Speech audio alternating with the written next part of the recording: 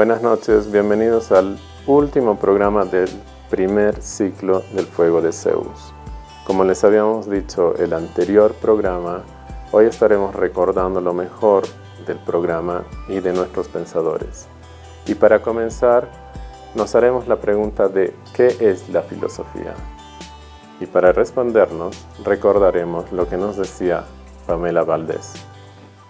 Cuya pregunta no es directamente la de Sócrates, ¿no? El cultivo de uno mismo. No, la pregunta de este periodo es la preocupación por el origen del cosmos, la fisis. Son todos estos filósofos físicos que se están preguntando el origen de las cosas y que están, yo digo de un modo muy elemental, están creando el concepto Dios. Obviamente luego va a salir toda la interpretación del catecismo en el periodo posterior, pero están jugando a crear el concepto de divinidad. Entonces, ese es el escenario anterior al de los sofistas y la pregunta sería, ¿cómo se desplaza esto a un segundo momento, que es la preocupación del filósofo por el hombre?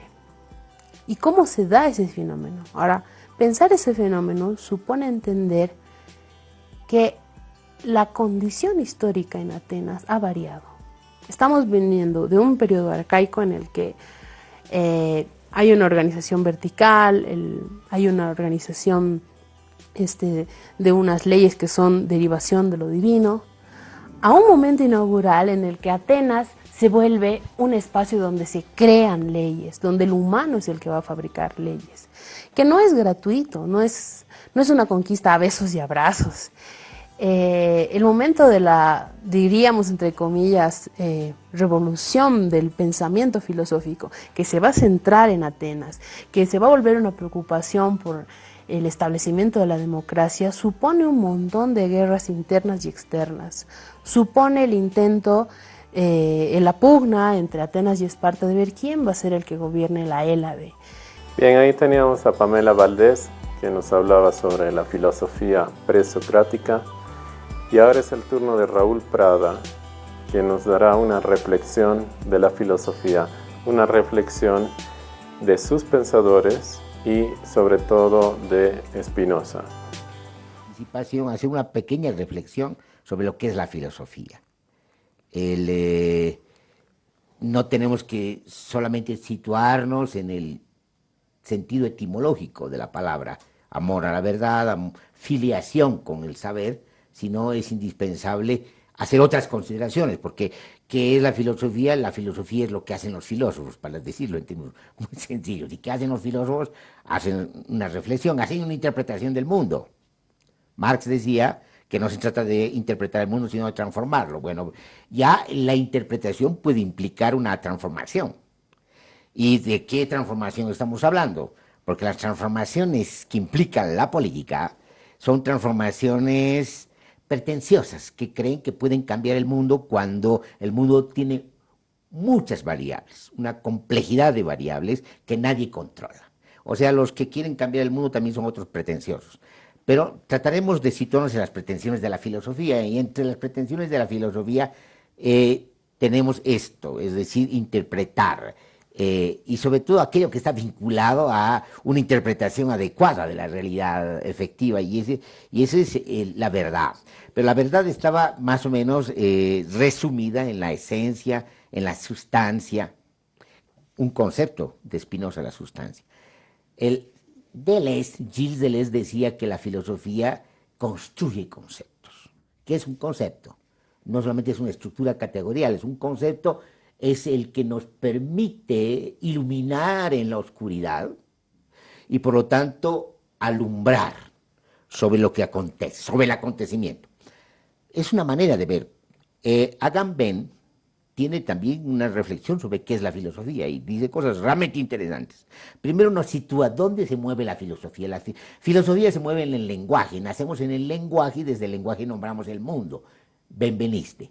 Muy bien, entonces en el hecho de que haya un lenguaje que tenga una gramática por un lado y que por otro lado tenga una significación, que tenga una semiótica por un lado y que tenga una semántica por otro lado, nos muestra que hay una yancia, es decir, una especie de distancia, Una cosa es tener los signos y otra cosa es pretender las significaciones. Ya tenemos, digamos, una especie de ruptura.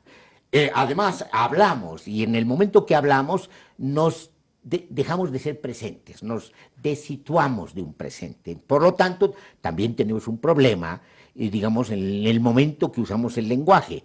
El lenguaje representa o, digamos, de alguna manera huye de la representación o se encamina en la aventura de la no representación porque no se puede representar. Y por lo tanto, el lenguaje se mueve en lo imposible de decir y de significar. Entonces la filosofía se da en ese lugar, en ese no lugar la filosofía. Y por lo tanto la filosofía de lo que trata de hacer precisamente es resolver estos problemas, estas contradicciones que ya están situadas en el lenguaje. Esa introducción es importante, sobre todo hablando de Baruch Spinoza. Baruch Spinoza está en plena modernidad, en plena situación cultural de la vertiginosidad donde todo lo sólido se desvanece en el aire. Y cuando todo lo sólido se desvanece en el aire, las instituciones, los valores quedan suspendidos. Y por lo tanto hay un trastocamiento, una transvalorización de los valores, una relativización de los valores, pero también de los saberes. Es decir, están cuestionados los saberes tradicionales de la religión y quizás la filosofía escolástica medieval. Entonces está cuestionado todo. Y por lo tanto, en ese flujo candente, digamos, emerge la filosofía moderna. Pero ¿cómo emerge la filosofía moderna? En principio emerge con una pretensión racionalista, Descartes. Descartes trata de situar la posibilidad de la verdad y del conocimiento en la razón, sobre todo en la razón matemática, que sería una especie de núcleo de la misma razón. Y por lo tanto lo que hace es separar razón de experiencia, razón de sensaciones. Y por lo tanto las sensaciones lo que darían lugar es al equívoco, al error. Las sensaciones me llevan al error. En cambio, la razón, en la medida que se sitúa en la certeza de la razón, es decir, si tú quieres en la lógica, otra vez el lenguaje, pero un lenguaje dentro del lenguaje que es la lógica, nos darían lugar a la verdad. Yo puedo dar cuenta de la razón, puedo dar cuenta de la verdad a través de la razón. Ese es Descartes, el racionalista de Descartes, cuando comienza la filosofía como racionalista.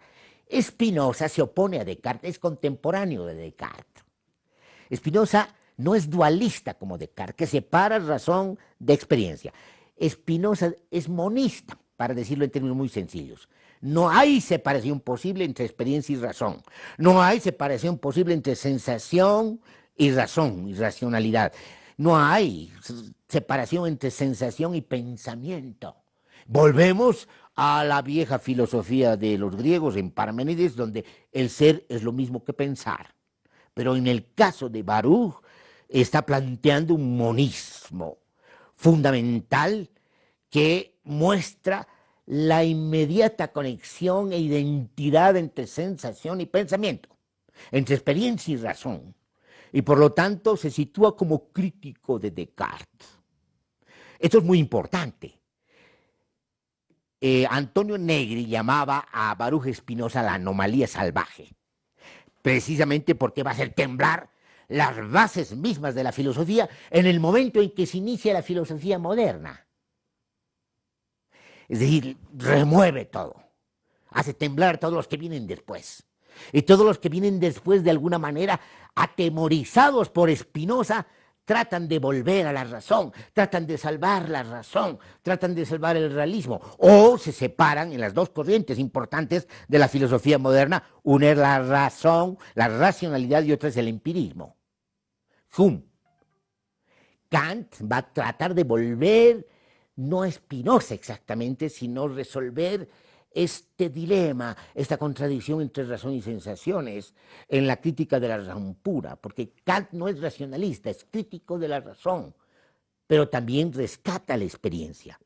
Es decir, que respeta mucho Kant a Hume, un empirista inglés, británico, y que se llama, lo que va a hacer es más bien establecer una dialéctica kantiana en el sentido de la dialéctica entre la intuición empírica, la intuición de las sensaciones y la razón.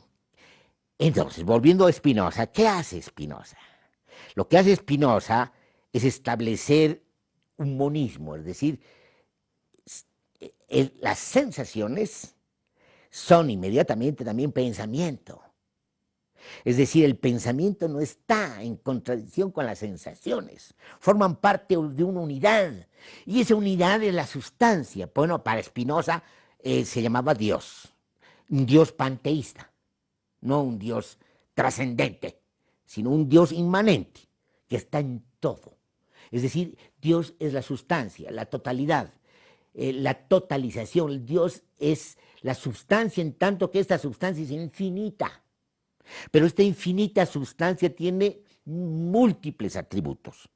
Y los atributos expresan la sustancia. Y cada atributo de alguna manera es tan ilimitada, tan infinita como la misma sustancia. Porque la sustancia se expresa en los atributos. Pero también la sustancia se expresa en los modos. ¿Qué son los modos? Las afecciones, lo que nos afecta desde una especie de exterioridad. Y por tanto esa exterioridad que afecta en los modos también responden a la sustancia. ¿Pero qué es la sustancia? La sustancia es la causa en sí. Se causa a sí misma. La sustancia es infinita y se causa a sí misma. Y como la sustancia se causa en sí misma, también explica los atributos y explica los modos. Esto es muy importante. ¿Por qué? Porque esto es lo que ha hecho temblar a Hegel, otro gran racionalista que a través de la dialéctica ha tratado de salvar a la razón. Ha tratado de salvar a la razón y el saber absoluto. Cuando Spinoza lo que hace es cuestionar esta pretensión de una inteligibilidad absoluta, de un conocimiento absoluto de la cosa en sí. Solo puede hacerse eso desde la racionalidad extrema, y esa racionalidad extrema es la racionalidad de Hegel, que trata de subordinar las sensaciones y por lo tanto la experiencia otra vez al concepto, pero un concepto dialéctico que es abstracto y especulativo. Y en ese sentido, lo que vamos a tener es precisamente este monopolio de un discurso abstracto y de una institucionalidad universitaria, porque Hegel es el que acepta la invitación de la universidad para enseñar filosofía. Baruch Spinoza, que recibe la misma invitación de la Universidad Alemana, no acepta, porque prefiere dedicarse a escribir que a enseñar. Porque podemos decir, lo más importante es aprender que enseñar. ¿Qué vamos a enseñar? Hegel pretendía enseñar y ha tenido muchas escuelas, muchos discípulos que creen en la razón, entre ellos sus discípulos es Marx. Marx es uno de los discípulos de Hegel, que creen en la razón, que creen en la verdad, a pesar de su crítica a la economía política. Entonces aquí lo interesante es esta anomalía salvaje de Spinoza, que hace temblar desde los cimientos mismos. Es como poner una dinamita en los cimientos mismos cuando se está construyendo el edificio de la filosofía. Ahí escuchábamos a Raúl Prada dándonos su reflexión sobre qué es la filosofía, hablándonos también de Spinoza. Ahora vamos a pasar a otro pensador, que es Oscar Vega, que también nos plantea esta pregunta: ¿qué es la filosofía? No podemos aspirar a semejantes estatutos. Sencillamente nos ha llegado la hora de plantearnos qué es la filosofía, cosa que jamás habíamos dejado de hacer anteriormente y cuya respuesta, que no ha variado, ya teníamos. La filosofía es el arte de formar, de inventar, de fabricar conceptos. Voy a parar acá. Hay un cierto tono, como te darás cuenta, como de confidencia, casi de diario, casi, ¿no? Claro. Y por otro lado, destacando, ¿no? Sí, es cierto, es ya una determinada edad. Cuando dice esto, tenemos que pensar, son dos autores que Deleuze nace en el 1925, Guattari en el 30. Estamos hablando que ya están encima de sus 65, 70 años escribiendo este libro, y podemos entender un poco el por qué, digamos, pueden hablar de ese momento de serenidad, el por qué, mandar una respuesta hacia el futuro. Hay algo muy lindo ahí, porque es como estuviera diciendo, lo que se opone a la vida no es la muerte, sino es algo más terrible, más duro. Lo que podríamos decir no es vida-muerte, sino tal vez sea todo aquello que atenta contra la vida, ¿no? Es algo horroroso, es algo injusto, es algo que explota, es algo.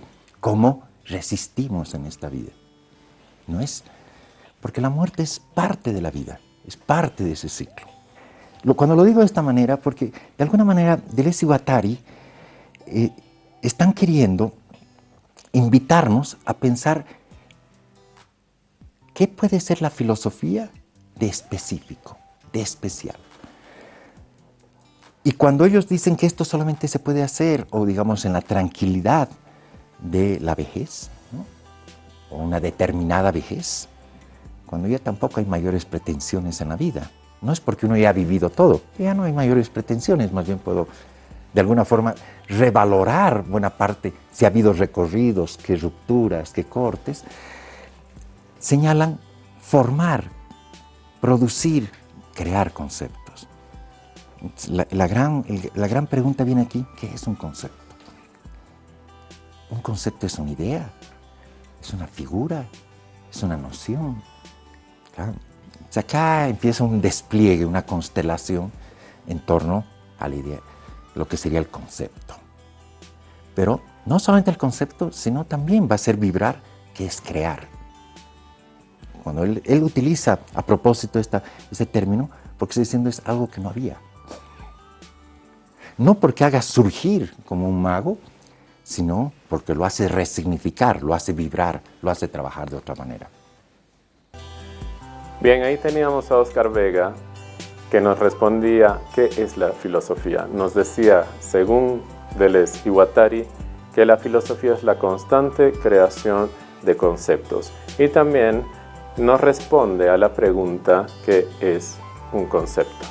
Bien, ahora tenemos que irnos a un corte, pero al volver estaremos con Rosario Akim y Cintia Cisneros, quienes nos hablarán de qué es el poder.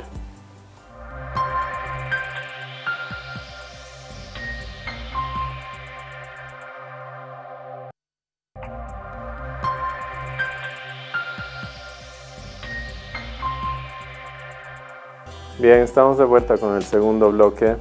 Como les había anticipado, es el turno de Rosario Akim y Cintia Cisneros, quienes nos hablarán de el poder, cómo se nos presenta, sus mecanismos y los dispositivos de poder. Vamos con Rosario Akim. Nos los plantea para que podamos visualizar en el ejercicio mismo del poder, el ejercicio de poder biopolítico. Porque la biopolítica es una de las formas del ejercicio del poder, no es el único, ¿no?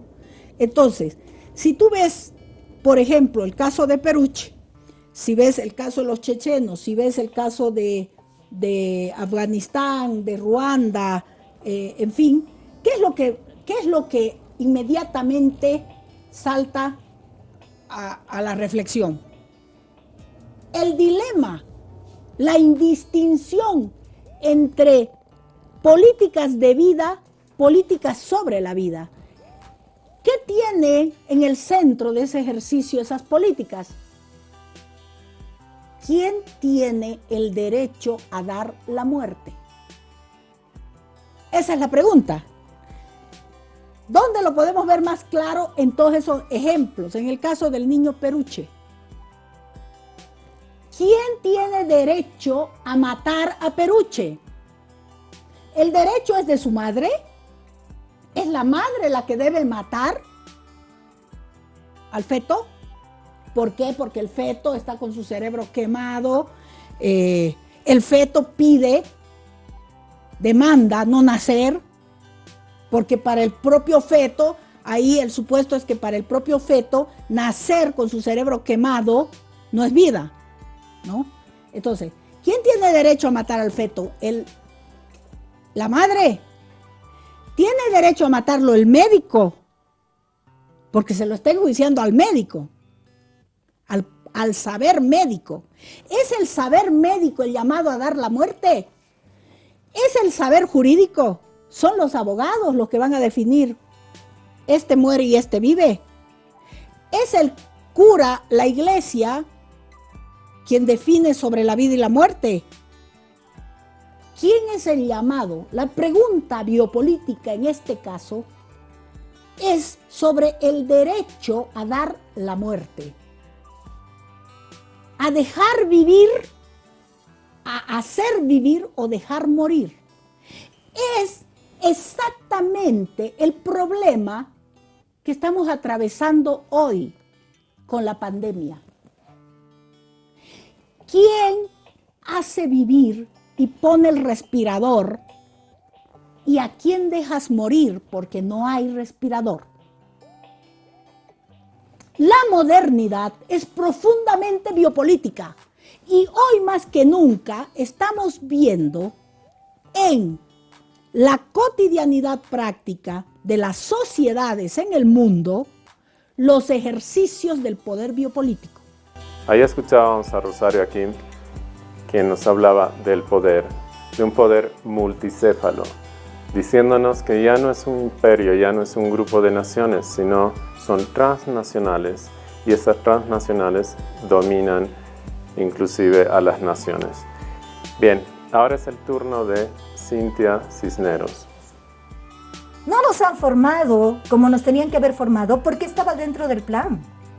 Gente que no maneja su vida, que no se ubica, que no tiene orden mental, psicológico, emocional. Gente que de desecho. Gente que se puede ir, por eso los pusieron a bailar reggaetón. Nos pusieron a todos, porque todos teníamos que aguantar eso en el micro. Y en el minibús también, y no había ni cómo. Porque otra vez volvía. ¿Y qué te decía la letra? Que ya me acostumbré a que me trates así. Y que felices los cuatro. Entonces, mundo de desorden tras mundo de desorden. Mientras tanto, a través de la prensa, ¿qué? O sea, ¿sabes qué? Métete esta idea de que el discurso viene así.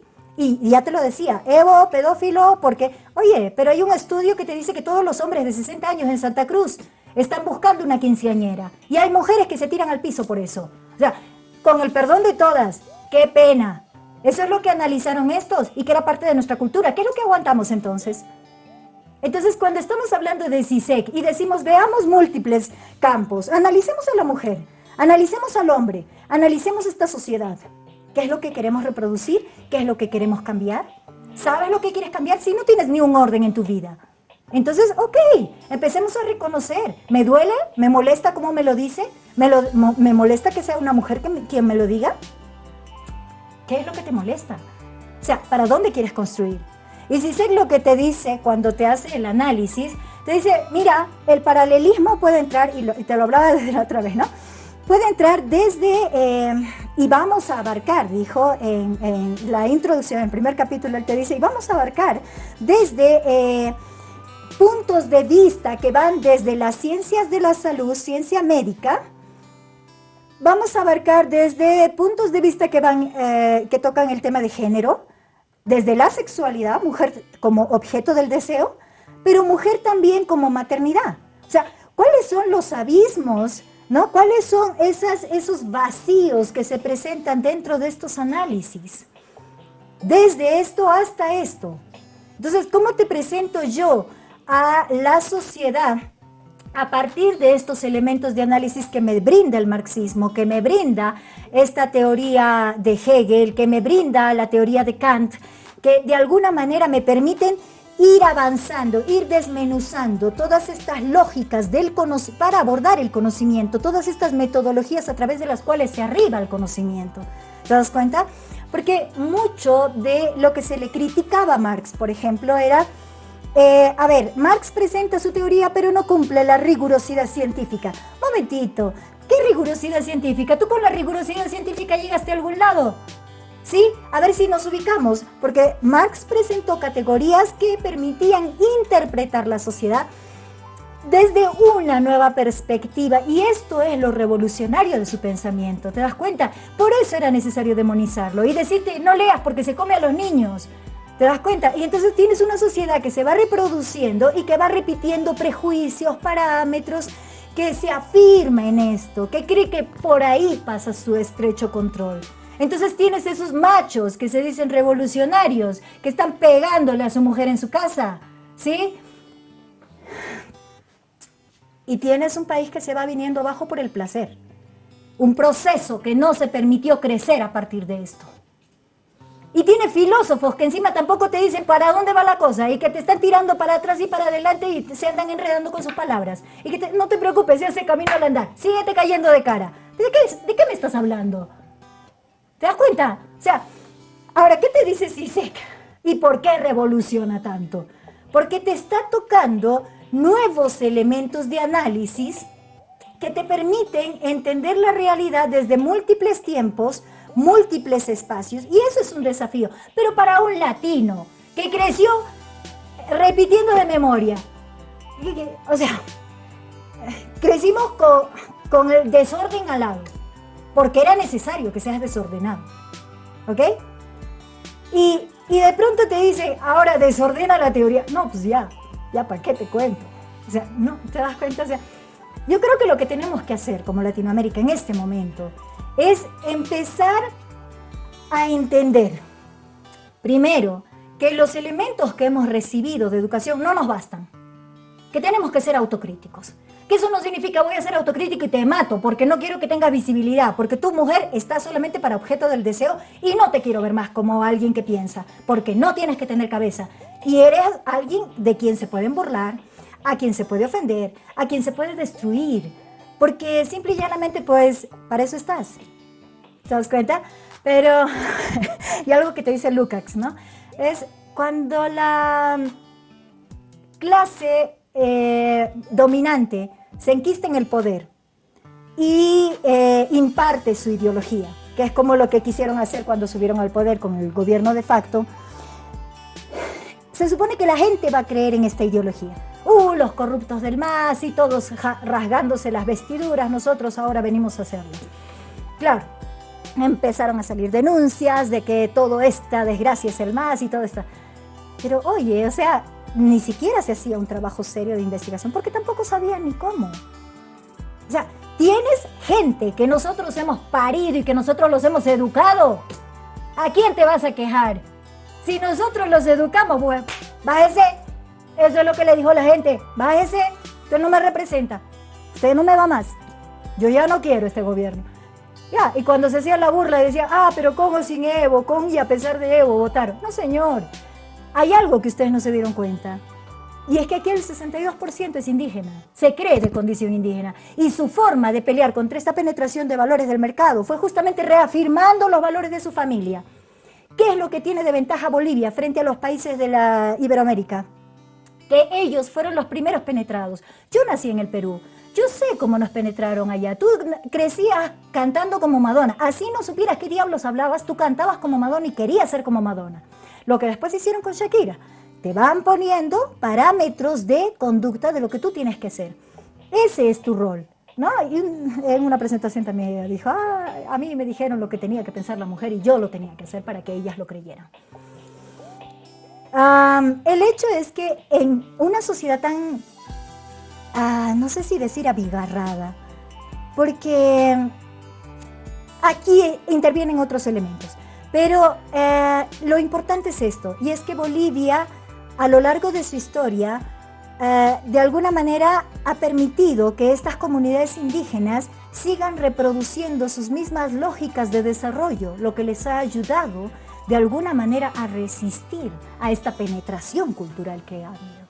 ¿Te das cuenta? Y ese ha sido, creo, la forma de reafirmarse, ¿no? Cuando se ha votado esta segunda vez, frente a esos valores que nos han empezado a destruir, ha sido una población que ha dicho, basta de este abuso que están mostrando de corrupción, ¿no? Y vamos a darle el timón, porque necesitamos un Estado fuerte, a quien realmente conoce. Y ya tienes un CICE que te dice, voten por Arce, porque nos ha salvado. En Europa también se da. Bien, ahí teníamos a Cintia Cisneros, que nos hablaba de los dispositivos de poder. Colegios, educación obviamente, universidad, escuelas, etcétera, milicia, la familia, en cómo está constituida, los rangos en cada una de estas instituciones de poder y obviamente en nuestra sociedad. El poder, las instituciones y estos dispositivos están por todo lado. Bien, ahora vamos a un corte y al retornar tenemos más del fuego de Zeus.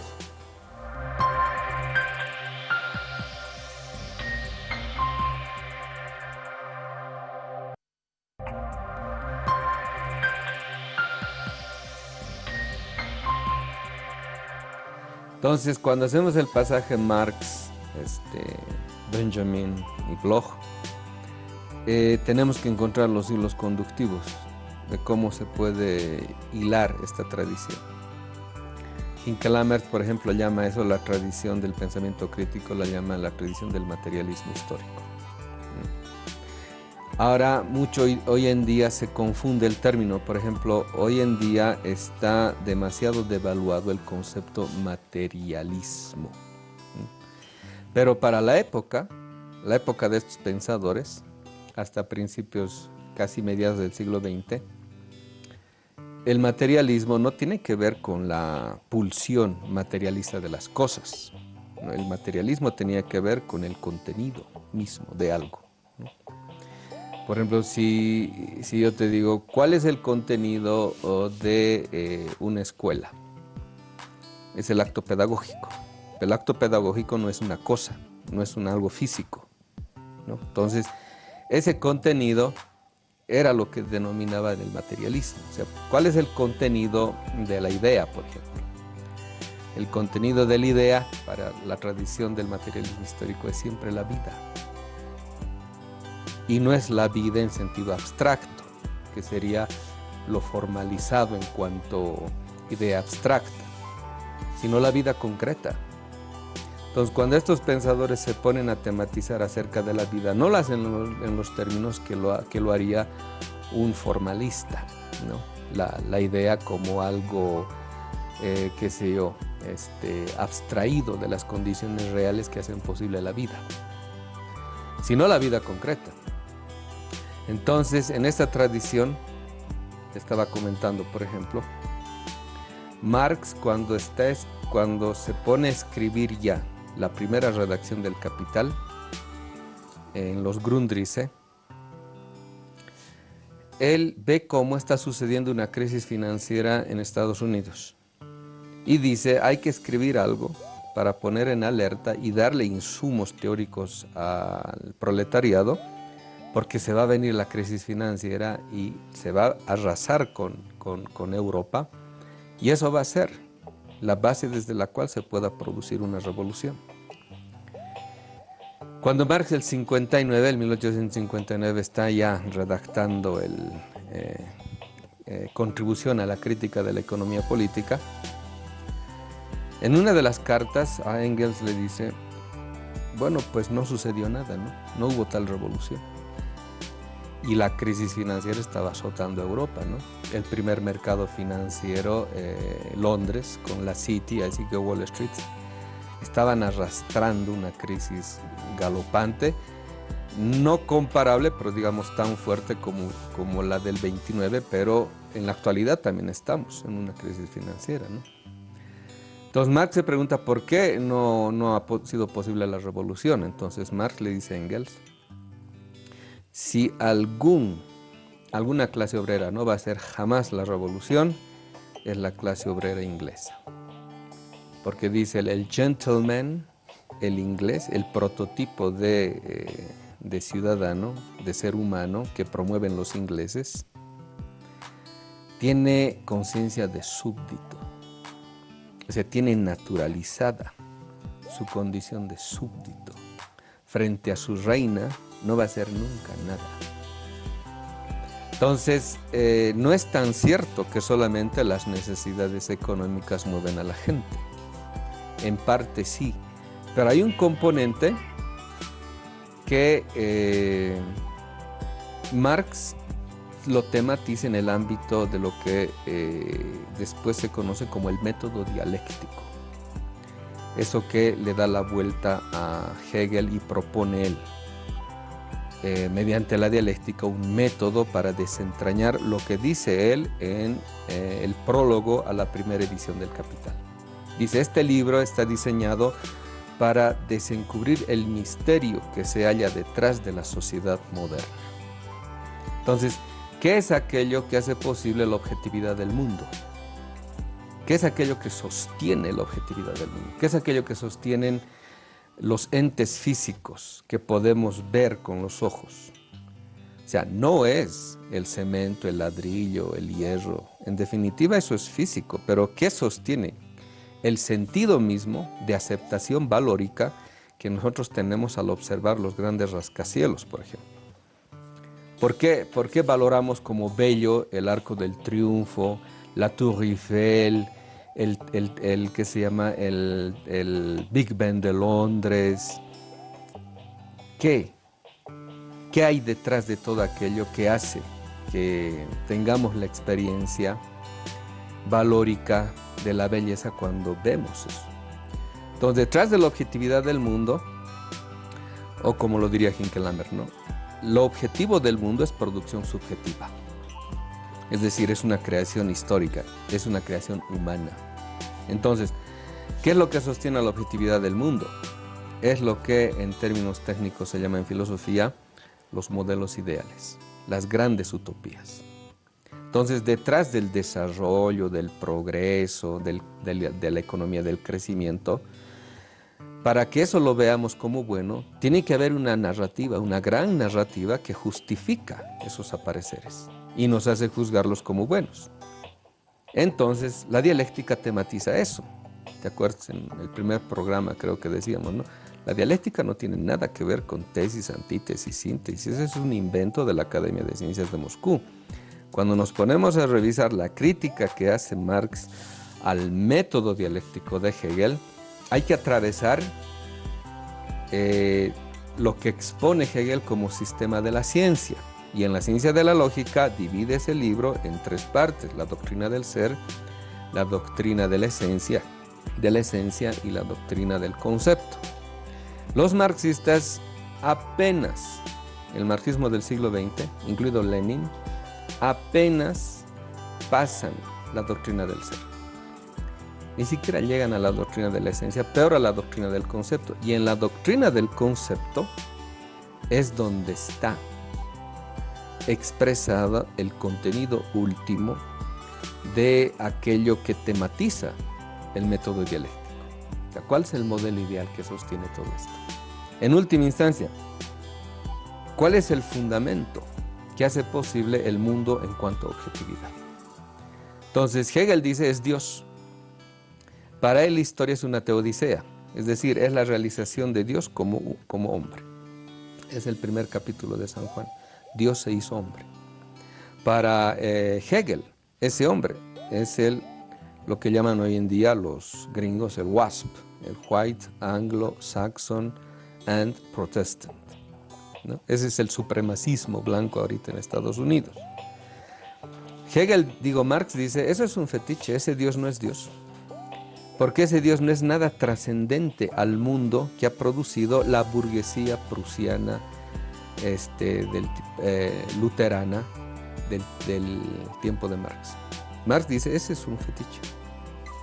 Entonces, una tematización que hace el método dialéctico tiene que ser capaz de mostrarte cuál es el modelo ideal de todo el mundo al cual te estás enfrentando en cuanto a objetividad. Entonces Marx dice, ese modelo ideal que sostiene a la sociedad moderna y al capitalismo es un fetiche. Es un Dios creado por los hombres. Es un ídolo al cual el sistema económico mundial le sacrifica diariamente vidas humanas. Así como te acuerdas el gran Moloch, al cual sacrificaban los primogénitos, y como los ricos no querían sacrificar a sus primogénitos, compraban los primogénitos de los pobres. Desde el 1492 han acusado a nuestras culturas de ser sacrificiales y por eso han justificado su guerra de conquista. Y sin embargo, la modernidad y el capitalismo desde el 1492, nunca ha cesado de sacrificar seres humanos a su nuevo ídolo como Dios sustitutivo, el capital y el mercado. Entonces, eso es lo que tematiza la dialéctica. Entonces, Bloch es un heredero de esa tradición que el primer libro que lo hace famoso, y lo escribe después de su tesis doctoral, es El espíritu de la utopía, The Geist der Utopie. Entonces, ese libro es clave para entender la obra completa de Bloch. Y siguiendo la tradición, el puente Marx, Benjamin y ahora Bloch, podemos entender que el método dialéctico está expuesto en Marx en su teoría del fetichismo. Cuando él hace la crítica a el sistema de categorías de la economía política burguesa, no se queda en el fetichismo de la mercancía. Por eso hace su crítica, como Wissenschaft crítica, al sistema de categorías, es decir, al sustento racional que hace posible una ciencia económica que justifica el despojo, el robo y la explotación del ser humano y la naturaleza. Entonces ahí uno puede darse cuenta de que lo que está haciendo Marx y lo que va a hacer Bloch posteriormente, y porque se conocen con Benjamin en París, con Bloch, etc., es pormenorizar en qué consiste la crítica. La teoría del fetichismo como método dialéctico consistiría en mostrar todo lo que encubre el fetichismo que de la mercancía le ha pasado al dinero, del dinero al capital, del capital a la ciencia económica, de la ciencia económica a la ciencia moderna, a la filosofía moderna, es decir, a toda la racionalidad moderna. ¿Qué están diciendo estos tres? Toda la racionalidad moderna que justifica y legitima el sistema económico mundial, el sistema político, el sistema del derecho, todo es fetichista, todo es encubridor. ¿Y qué encubre? El robo, el despojo, la muerte, el genocidio, el epistemicidio que ha producido el mundo moderno y su economía del crecimiento del capital a lo largo de todo esto que llamamos época moderna. Entonces, de eso trata el método dialéctico, demostrar y desencubrir qué se halla detrás de la objetividad del mundo, qué modelo ideal sostiene todo ello.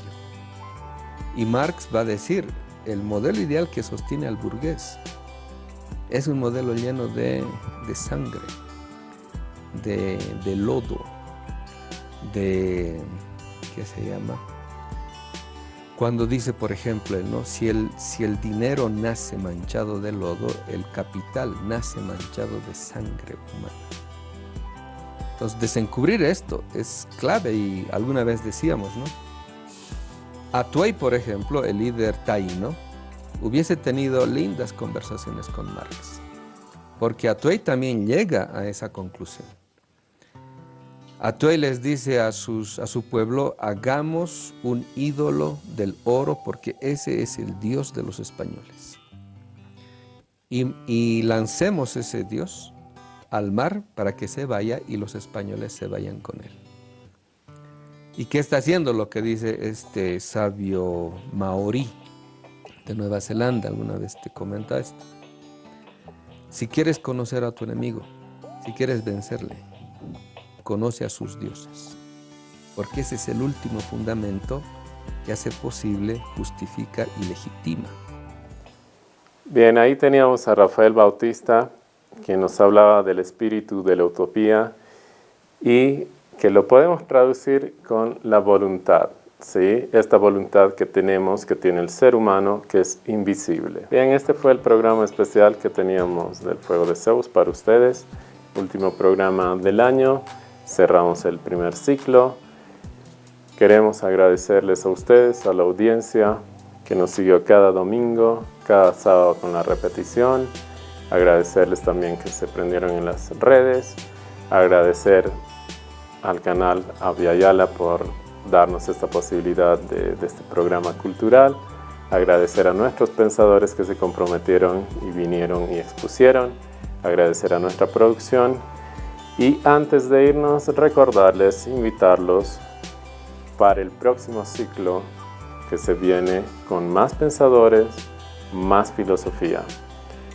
Bien, desearles un feliz año nuevo. Gracias.